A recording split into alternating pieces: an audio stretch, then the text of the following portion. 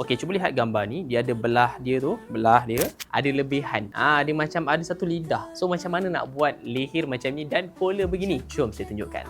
Bahagian lehernya saya dah siap dah belahan. Anda boleh tengok video part 1. Okey, untuk dia punya lidah. Ni dah lidah special guys. Lidah dia macam mana nak buat ni?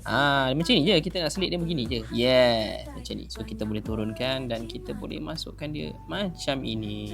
Tapi ada cara dia lah. Jom kita tengok caranya. Okey, pertama lebar lidah ni saya buat lebih kurang dalam 2,5 inci dan bawah dalam 0,5 inci. Panjang dia dalam, sekali dengan basi dia akan jadi 5,5 inci lebih kurang. Okey, sebab dia kat sini kan. Okey, so sekarang ni dia akan berhenti kat sini nanti. Ini anggaran je lah, anda boleh buat lebih dan boleh kurang. So macam mana cara penyediaan dia? Sabun pada bahagian belakang.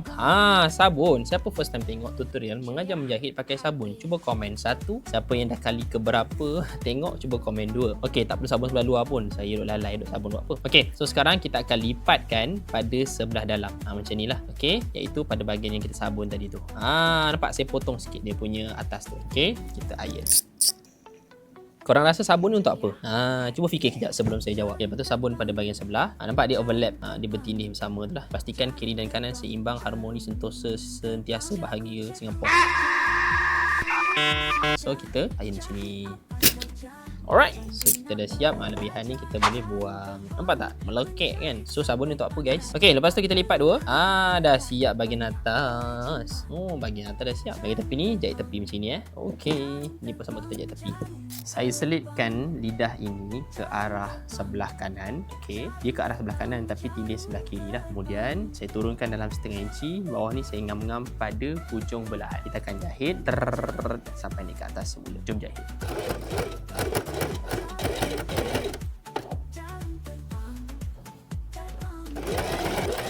Okey, nampak saya dah siap jahit. Dia punya jahitan sehingga ke bawah naik ke atas semula. Bahagian lidah telah berhala ke situ dan automatik jahit guys. Sekali row. Cuma macam nak bagi firm sikit pada bahagian bawah ni, kita boleh jahit dia lah supaya dia tak banyak sangat terkepil-kepil.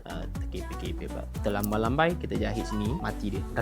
Step seterusnya, jahit bahu depan dan bahu belakang. Dah siap dah belahan dan lepel dia. Seterusnya, kita akan jahit collar. Anda nak tengok tak video seterusnya cara menjahit collar Cheongsam macam ni. Ni collar Cheongsam ataupun collar Mandarin lah panggilan dia. So bagi siapa yang nak tengok, boleh bantu saya tekan butang follow dan boleh komen apa pendapat anda tentang video ni. Banyak tak anda belajar daripada video ni? So jumpa di next video. Komen part 3. Apa saja